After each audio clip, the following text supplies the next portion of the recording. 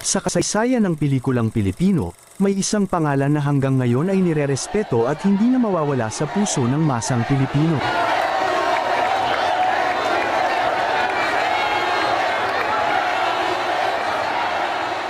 Isang dekalibreng aktor na minsan na nating napanood, isang alamat na nakapukaw sa puso ng marami, sa harap at likod ng kamera. Isang alamat na idolo ng karamihan sa kanyang bilis at husay pagdating sa paghawak ng baril. At hindi mapapantay ang mga nagawang dekalibreng pelikula, dekada-dekada magmula taong 1955 hanggang 2003. Isang taong hindi mahalaga ang kasikatan, at bukas palad parati sa kung may nangangailangan.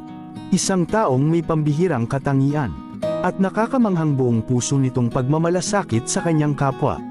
Sama-sama nating alamin ang makasaysayang naging buhay ng nag-iisang daking ng pelikulang Pilipino, na si FTJ, o Fernando Poe Jr.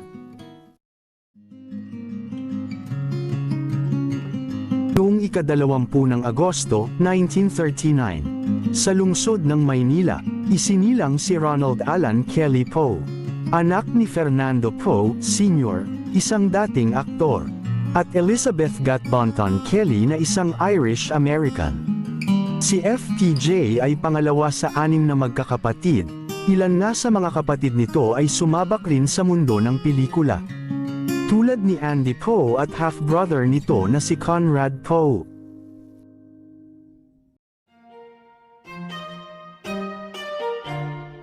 Nagsimula si FTJ bilang isang messenger at stuntman sa ilang mga pelikulang Pilipino noon. Sa paglipas ng panahon, nakuha niya ang atensyon ng mga direktor at produksyon kaya't sa edad 14 na ay binigyan siya ng pagkakataong magkaroon ng isang pelikula na siya ang bida, ang anak ni Palaris.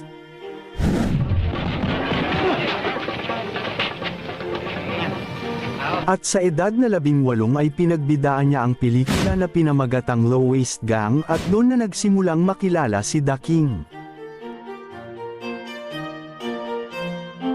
Bukod sa pag-arte, si FTJ ay naging isang producer ng mga pelikula. Itinatag niya ang kanyang sariling film production company, ang FTJ Productions, kung saan siya mismo ang nagpapatakbo at nagpo-produce ng kanyang mga pelikula.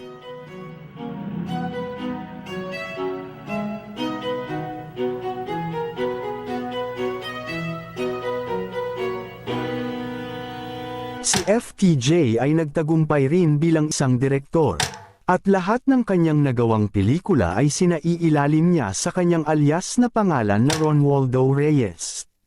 Siya ang nagpapasya sa pagkakalatag ng mga eksena, paggabay sa mga aktor, at pagbuo ng buong pagkukwento ng pelikula.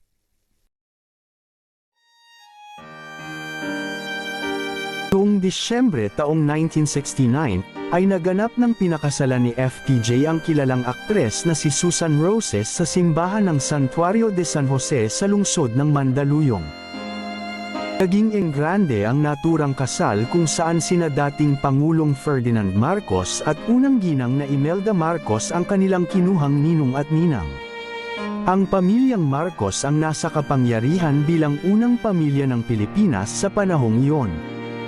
Si FTJ ay mayroong 2 babae at 1 lalaki na anak, ngunit ito ay magkakaiba ng ina.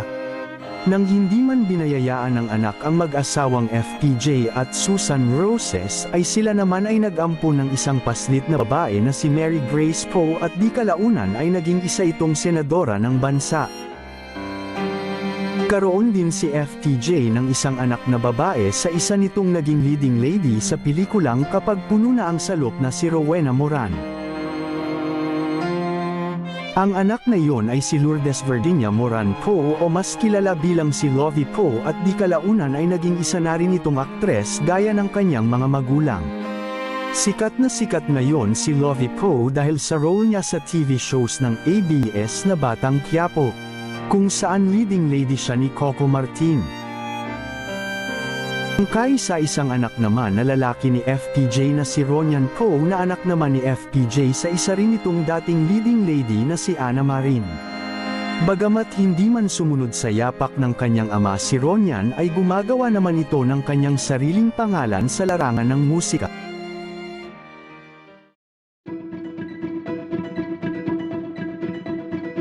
Kilala si FTJ sa kanyang husay at malikhain sa paggawa ng pelikula. Kaya't hindi nakataka-taka kung bakit. Hanggang ngayon ay patuloy pa rin itong tinatangkilik ng masang Pilipino. Narito ang ilan sa mga pelikula ni FTJ na talaga namang tumabo sa takilya. Ang Probinsyano, ng taong 1996. Ito ay isa sa pinakatanyag at pinakamahusay na pelikula na nagawa ni FTJ. Ito ay naging matagumpay sa takilya at kumita ng mahigit na 50 milyon pesos sa kabuuan ng pelikula. Ang Panday, ng 1980. Isa itong classic na nagawang pelikula ni FTJ na inihango mula sa isang nobelang isinulat ni Carlo J. Caparas. Ang pelikulang ito ay kumita naman ng halos 150 milyon pesos sa takilya. Susumbong kita sa tatay ko, ng taong 1999. Tinangkilik ito ng mga tao dahil sa ipinakita ni FTJ na husay rin ito pagdating sa komedya. Kung saan kasama niya rito ang aktres na si Judy Ann Santos. Ang naturang pelikula ay halos kumita ng 80 milyon pesos.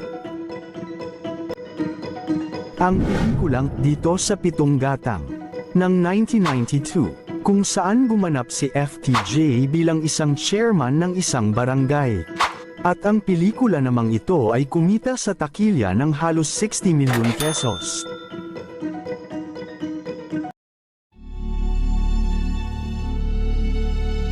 Ngunit sa kabila ng tagumpay na tinatamasa ni FTJ sa mundo ng pelikula, mayroong isang malalim na pangarap na sumisigaw sa kanyang puso.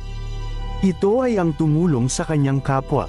Taong 2004, napagpasyahan ni FTJ na lumahok sa halalan bilang kandidato sa pagkapangulo ng Pilipinas.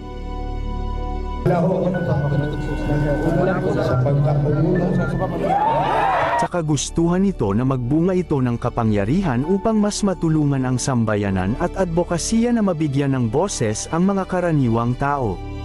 Sa kanyang pangangampanya ay naglakbay si FTJ sa mga liblib na lugar at baryo.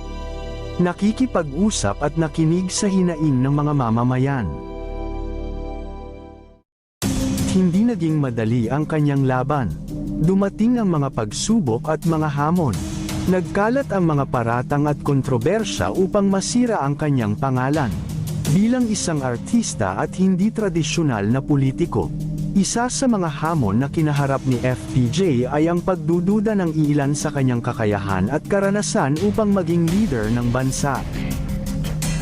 Tinanggap niya ang mga pagsubok na ito upang patunayan ang tunay na halaga ng kanyang adhikain at advokasya. Nagpatuloy na tumakbo si FTJ bilang kandidato sa pagkapangulo laban sa oposisyon nito na sina Gloria Macapagal Arroyo at Ting Lacson.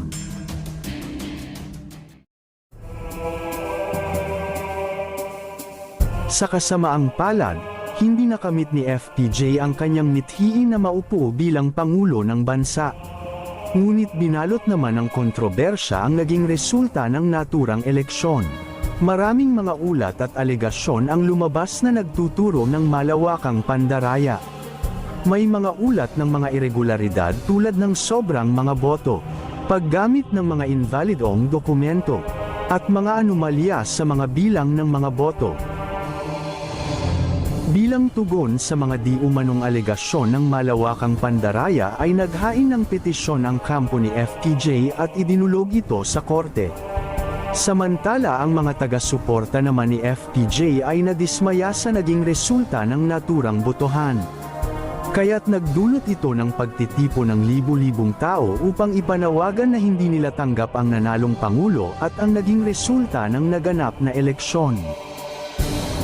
Nagpatuloy ang mga paglilitis at maingat na pinag-aralan ang mga ebidensya at petisyon na inihain ng kampo ni FTJ sa korte, ngunit sa mga ganitong klaseng paglilitis ay kadalasan mahabang panahon bago malaman ang desisyon ng korte. Hanggang ngayon ay palaisipan pa rin sa masang Pilipino kung nagkaroon nga ba talaga ng malawakang dayaan at si FPJ nga ba talaga ang dapat na upo bilang Pangulo ng eleksyong 2004.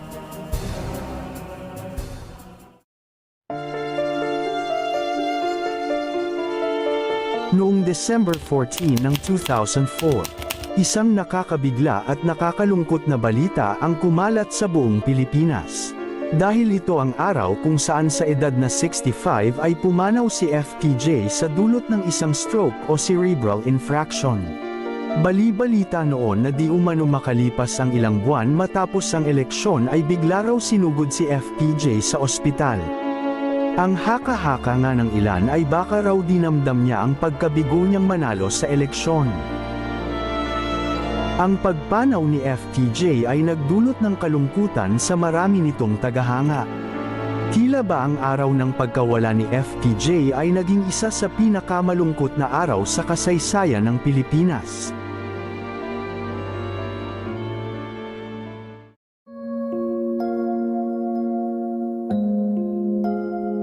Ang libing ni FPJ o Fernando Poe Jr. ay naging isang malaking okasyon at pagtitipon para sa masang Pilipino. Ang labi ni FPJ ay ipinarada, lulan ng isang karosa na hila-hila ng isang puting kabayo na pinalamutian ng mga bulaklak.